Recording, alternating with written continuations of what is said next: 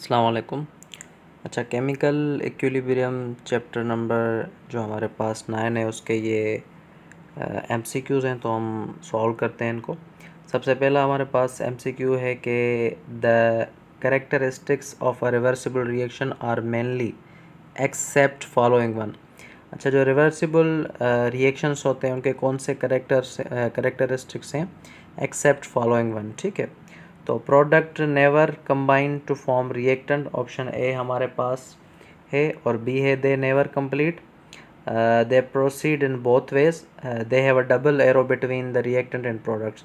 अच्छा, नीचे जो तीनों बातें हैं वो तो सही की गई है कि वो कंप्लीट भी नहीं होते और प्रोसीड होते हैं दोनों वेज में, और डबल एरो से भी शो करते हैं रिएक्टेंट और प्रोडक्ट में। तो ऑप्शन ए जो है इसका वो हमारे पास करेक्ट आंसर है कि जितनी भी प्रोडक्ट है रिवर्सिबल रिएक्शन में never combine to form reactants. ये क्या है? एक्सेप्ट फॉलोइंग वन है। ठीक है, तो ये एक एक्सेप्शन है। दूसरा हमारे पास है कि इन द लाइम कैलन द रिएक्शन, ठीक है, कैल्शियम कार्बोनेट, ये जब रिएक्ट करता है तो ये कैल्शियम ऑक्साइड और कार्बन डाइऑक्साइड इससे क्या होती है हमारी एस्केप होती है। ठीक है, अच्छा, ये तो मैंने आपको बता दिया कि एस्केप होती है। अब इसका क्या होगा? जो हमारे पास करेक्ट आंसर है वो है इसका ऑप्शन सी, कि ये कंप्लीशन की तरफ इसलिए जाता है क्योंकि जो ऑक्सीजन है, सॉरी, कार्बन डाइऑक्साइड है, वो कंटिन्यूसली हमारे पास क्या होती है? एस्केप होती है। ठीक है, कंटिन्यूली जा रही होती है, तभी ये जो रिएक्शन है वो कंप्लीशन की तरफ जाता है।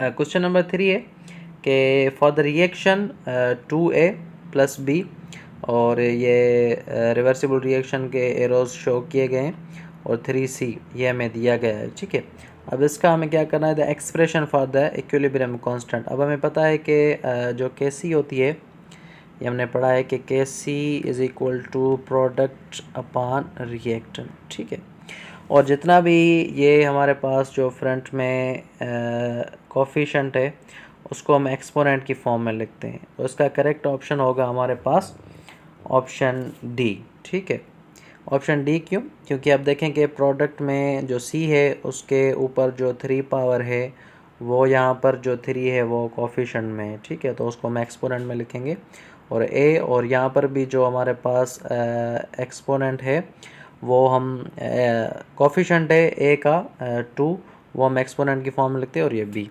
तो Kc is equal to product upon reactant, तो इसको हम इस तरीके से लिखें, तो ऑप्शन डी इज़ करेक्ट। ठीक है, देन हमारे पास क्वेश्चन नंबर 4 है when a system is at equilibrium states very easy. कोई भी जब सिस्टम है जब वो इक्विलिब्रियम स्टेट में होता है तो उसका हमें बताना है कि कौन सा करेक्ट है, तो ऑप्शन डी इसका करेक्ट है।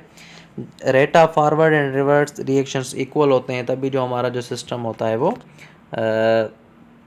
वो हमारे पास इक्विलिब्रियम स्टेट में होता है। ठीक है, तो आई होप कि ये भी क्लियर हो गया होगा। तो इसका ऑप्शन जो डी है वो हमारे पास करेक्ट है कि rate of forward reaction and reverse reaction equal होते हैं। क्वेश्चन नंबर 5 है हमारे पास, which of the following statement is not correct about active mass. Active mass के बारे में कौन सी यहाँ पर स्टेटमेंट है जो करेक्ट नहीं है? Rate of reaction is directly proportional to active mass, ये तो सही बात है। Active mass is taken in molar concentration, अच्छा, ये भी बात बिल्कुल सही की गई है कि जितना भी हमारे पास एक्टिव मास होता है वो होता है मोलर कंसनट्रेशन में। Active mass is represented by square brackets, ये भी जो बात है ये भी सही की गई है। ऑप्शन डी करेक्ट नहीं है, active mass means total mass of a substance. ठीक है, ये सही बात नहीं है, टोटल मास सब्सटेंस का नहीं होता। ठीक है, एक्टिव मास जो होता है उसका मतलब ये होता है इफेक्टिव कंसंट्रेशन। ठीक है, या molar concentration, not the total mass of a substance, जिसको हम मोलर कंसंट्रेशन बोलते हैं।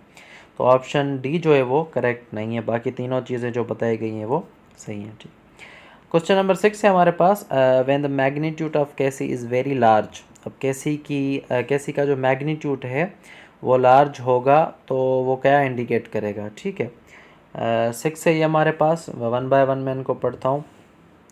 A reaction mixture consist of almost all products, तो पहली बात है ये बिल्कुल सही की गई है जो रिएक्शन मिक्सचर होगा वो कंसिस्ट करेगा, उसमें सारी प्रोडक्ट्स होंगी, तभी हमारे पास Kc की वैल्यू जो है वो लार्ज होगी, जब वो कंसिस्ट करेगा ऑलमोस्ट ऑल प्रोडक्ट्स। ठीक है, रीज़न क्या है? Kc लार्ज तब होती है जब वो लाया करती है प्रोडक्ट साइड में, तो मिक्सचर जो होता है वो ज़्यादा मतलब जो है वो कंसिस्ट करता है प्रोडक्ट्स। ठीक है, तो Kc की वैल्यू हमारे पास इस कंडीशन में क्या होती है? लार्ज होती है। तो ऑप्शन ए इज़ करेक्ट। ठीक है, नेक्स्ट हमारे पास क्वेश्चन नंबर 7 है।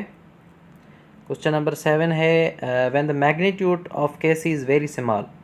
अब उसका जो था प्रोडक्ट है जब वो ज़्यादा बन रहा था, तो ऑब्वियसली इसका जो ऑप्शन हमारे पास 7 का डी है, the amount of product is negligible, वो उसके अपोजिट होगा। तो magnitude of Kc is very small. Kc जो हमारे पास हमें पता है कि Kc को हम बोलते हैं हमारे पास equilibrium constant, chemical equilibrium constant. तो जब वो स्मॉल होगा तो ऑप्शन डी जो है हमारे पास वो करेक्ट है।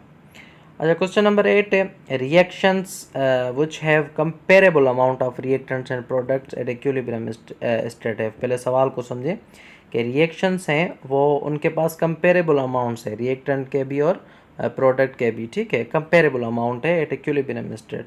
तो यहाँ पर हमारे पास क्या होगा? वेरी स्मॉल Kc वैल्यू नहीं है तो नहीं होगा, लार्ज भी नहीं होगा। ठीक है, नन ऑफ दीज तो नहीं होगा इनमें से। यहाँ पर जो है वो मॉडरेट होगी, Kc की वैल्यू हमारे पास क्या होगी? मॉडरेट होगी। तो ऑप्शन सी जो है हमारे पास वो यहाँ पर करेक्ट है। ठीक है, क्वेश्चन नंबर 9 है कि एट डायनामिक इक्विलिब्रियम। अब डायनामिक इक्विलिब्रियम हमने पढ़ा था कि क्या होता है? The reaction stop to proceed, नहीं ये बात तो नहीं है। The amount of reactants and products are equal, ये भी बात नहीं है। डायनामिक में the amounts of reactant and product नहीं होता। The speeds of forward and reverse reaction equal, बिल्कुल जिस स्पीड से फॉरवर्ड रिएक्शन हो रहा होता है उसी से रिवर्स रिएक्शन हो रहा होता है। तो ऑप्शन सी जो है हमारे पास वो करेक्ट है। डी है the reaction can no longer be reverse, नहीं तो ऑप्शन सी जो है हमारे पास वो यहाँ पर करेक्ट है। ठीक है, तो उसका रीज़न क्या है कि उसी स्पीड से हो रहे होते हैं। क्वेश्चन नंबर 10 है हमारे पास in irreversible reaction dynamic equilibrium. Dynamic equilibrium ने पढ़ा कि speed of forward and reverse reaction are equal. अब इसका जो नेवर स्टेब्लिश, ठीक है, ऑप्शन ए करेक्ट है। क्यों? रीज़न क्या है?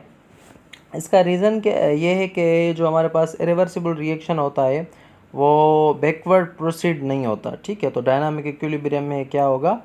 डायनामिक इक्विलिब्रियम में उसको रिक्वायर होगा रिवर्सिबल रिएक्शन, इसीलिए ये स्टेबल हमारे पास स्टेब्लिश नहीं है। तो never establish is a correct answer कि इरिवर्सिबल रिएक्शन में डायनामिक इक्विलिब्रियम स्टेब्लिश नहीं होता। ठीक है, अच्छा, उसके बाद हमारे पास क्वेश्चन नंबर 11 है कि reverse reaction is one. Reverse reaction कौन सा होता है?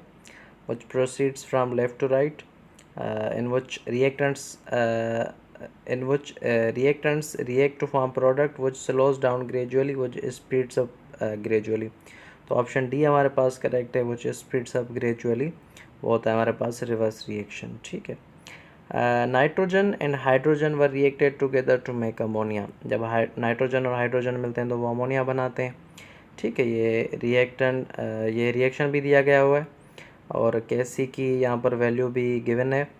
अब हमें पता है कि नाइट्रोजन और हाइड्रोजन है तो सीधा सीधा वेरी इजी लिखा हुआ है कि कौन सा होगा।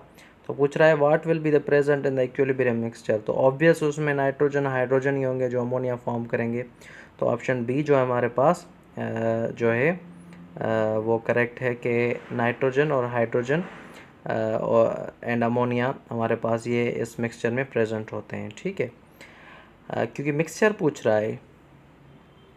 For a reaction between PCl3 and Cl2 to form PCl5, the unit of Kc, simply Kc का यूनिट बताना है।